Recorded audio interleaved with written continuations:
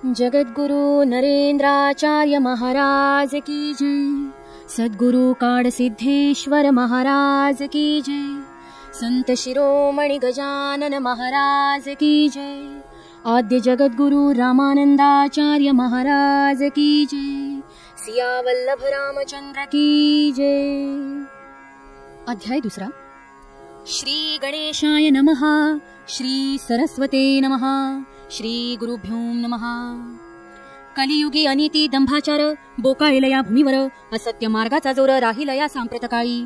अल्पायुषी होईल माणूस, तेज बलहीन होईल खास, पडेल भ्रमबुद्धीस सार टाकून सार घेई। आत्मज्ञान विसरले, देह बुद्धीत अडकले, साधनांचे अभेरले, बाष्कळपणा आलासे। समाजाची स्थिती पाहून कंठ येतो दुःखाने दाटून, नेत्र उघडी ठेवून गप्प कसे राहावे। म्हणून करीतो विनंती सिद्धेश्वरा, निवेगावीच्या ईश्वरा, तुला फुटू दे प्रेमाचा झरा, ज्ञानबुद्धी दे मज। रत्नागिरी जिल्ह्यातील निवेगाव संगमेश्वर तालुक्यात आहे राव, येथे स्वयंभू सिद्धेश्वर देव आहे अवतार शंकराचा। निर्भीड अशा अरण्यात हेमाडपंथी मंदिरात, वसे हा जगाचा नाथ निसर्गरम्य ठिकाणी।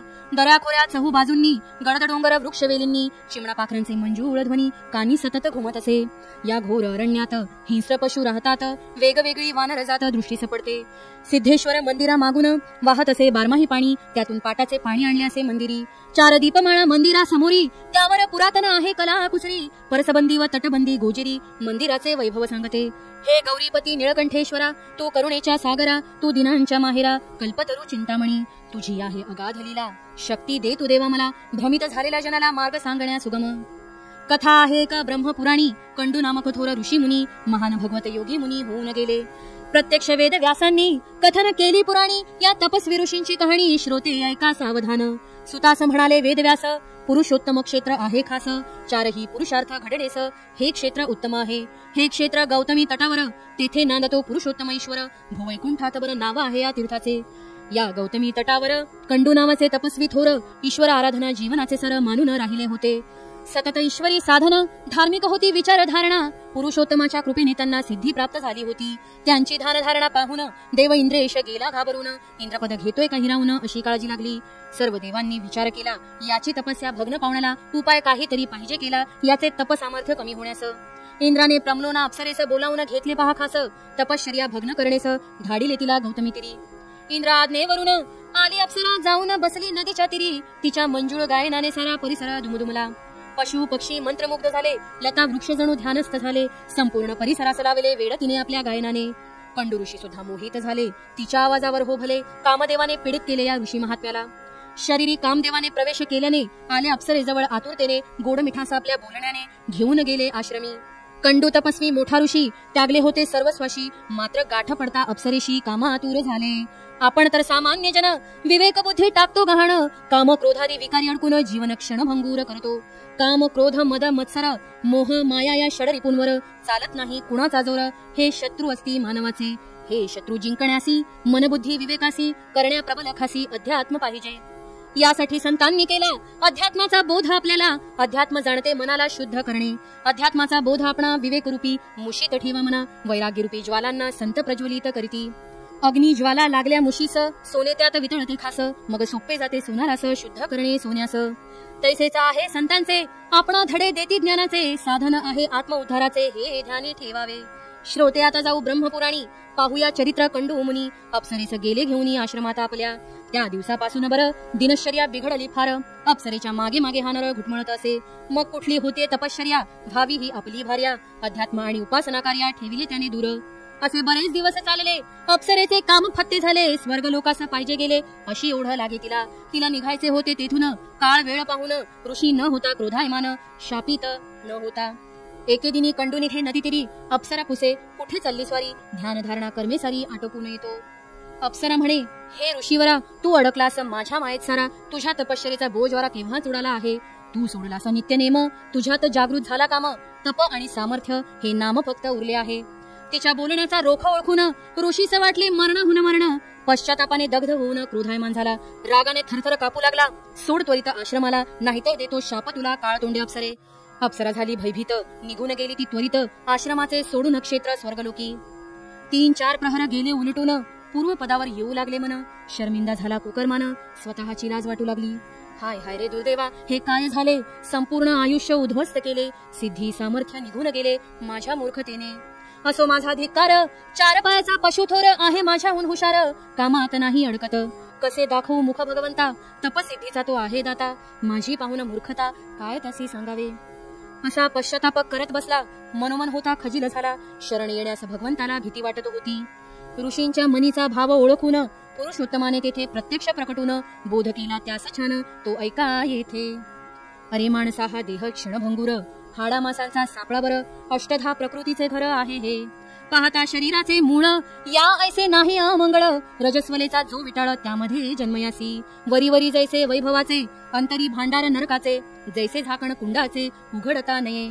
कुंड धुता शुद्ध होते, यास प्रत्ययी धुई जेते, तरी दुर्गंधी या देहाते शुद्धता नसे.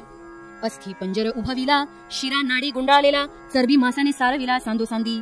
नरकाचे कुंड भरले, आत बाहेर लिडबिडले, मूत्राचे पोतडे जमले दुर्गंधीचे.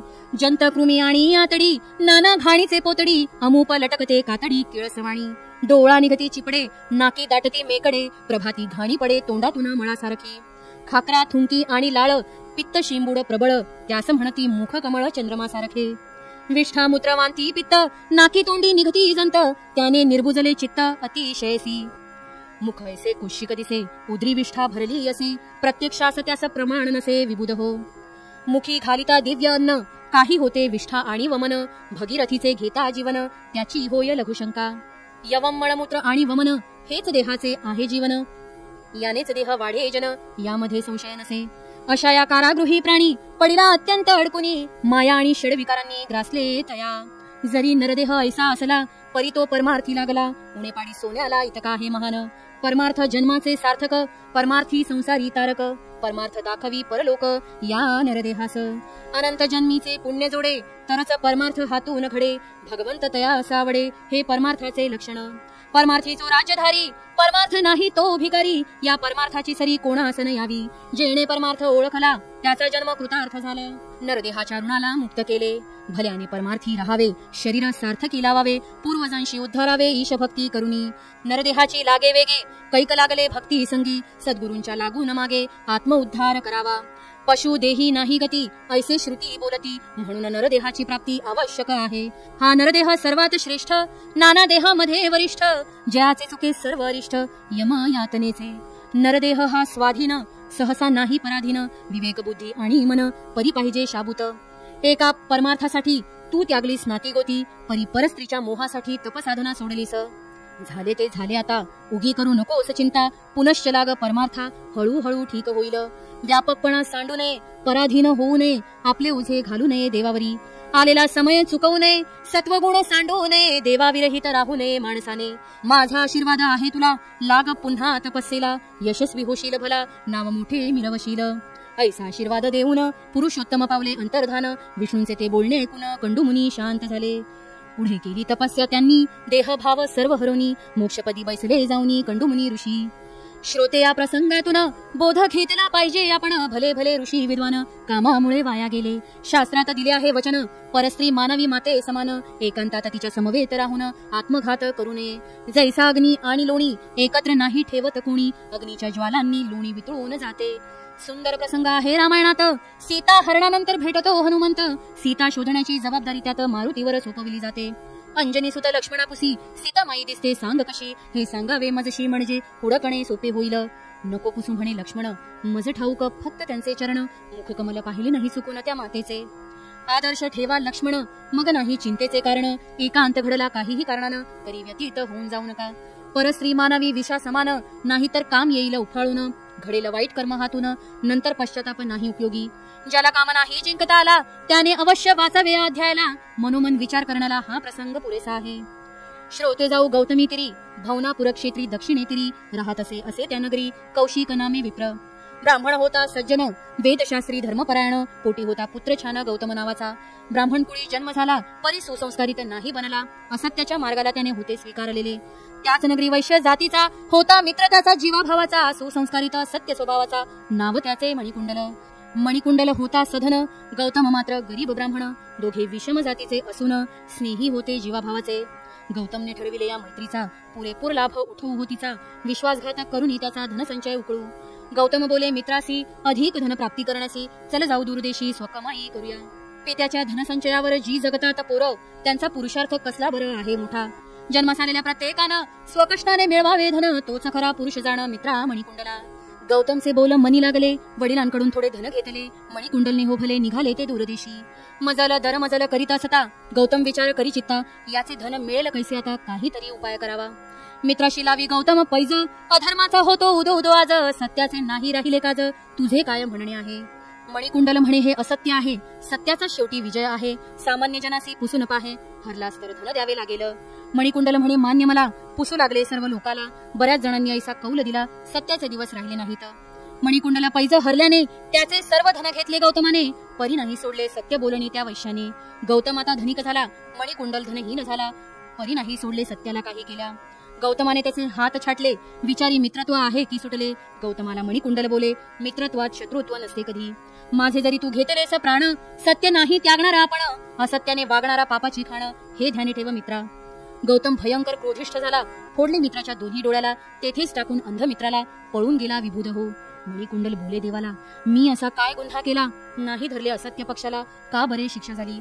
त्याचा शोक पाहून योगेश्वर आले धावून, विभीषण वैद्य रूपात येऊन त्याला पूर्ववत केले.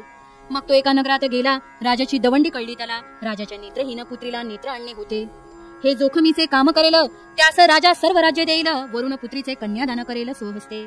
मणिकुंडलाने विचार केला चित्ती, राजकन्यावर राज्य कशास पाहिजे असती, परंतु आंधळ्या मुलीस आली दृष्टी तर फार छान होईल.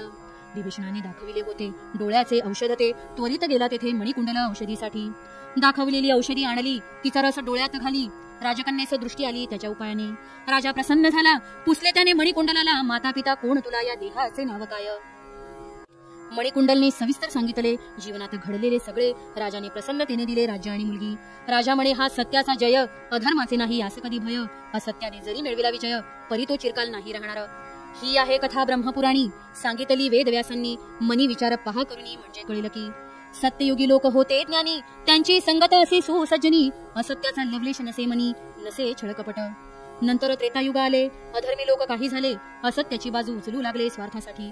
पुढे तर अधर्मी झाले निम्मे लोक, कसलाच नाही राहिला धाक. वेदशास्त्र ग्रंथ कैक मानिनासे झाले द्वापार युग म्हणून, भयानक असे कलियुग याहून. लाज अब्रू नाही जाण हल्ली कोणा, वेदशास्त्रांची टिंगल टवाळी करती, साधू संतांची चाले निंदा अनालस्ती. धर्मासी आपल्या नावे ठेवती, वागती निधर्मवादी. देवादिकांची नाही राहिला मान, पूजा अर्चा विसरून गेले जन. कुळाचार आणि कुळाभिमान सोडून दिला, सन्मार्गाचा त्याग केला. नीतिमत्ता नसे औषधाला, बलात्कार भ्रष्टाचार म्हणून बोकाळला या युगी. स्वार्थासाठी खून पाडती, राहिली नाही कायद्याची भीती. पैसा हेच सर्वस्व मानती हल्लीचे लोक. माणूस झाला क्रूर हृदयाचा, विळखा त्याला दुर्व्यसनाचा. ओलावा नाही आई वडिलांचा, नाही राहिली नातीगोती. शेजार धर्म केव्हाच संपला, पाठचा भाऊही नाही आपला. महागाईचा भस्मासूर कोपला, नाही कदर कोणाची. वशिलेबाजीचा कहर झाला, कोणी पुसेना गरीबाला. कुंपणच खाऊ लागले शेताला, हाय हाय रे दुर्दैवा. सुज्ञाने यातून बोध घ्यावा, असत्याचा त्याग करावा. नीती धर्म जोपासावा, यातच आपले कल्याण आहे. इति नरेंद्रदास विरचित हा ग्रंथ लीलामृत. सुखद हो भाविकांप्रत, हेच मागणे ईश्वरा. इति द्वितीय अध्याय समाप्त. जगद्गुरु नरेंद्राचार्य महाराज की जय. सद्गुरु काडसिद्धेश्वर महाराज की जय. संत शिरोमणी गजानन महाराज की जय. आद्य जगद्गुरु रामानंदाचार्य महाराज की जय. सियावल्लभ रामचंद्र की जय.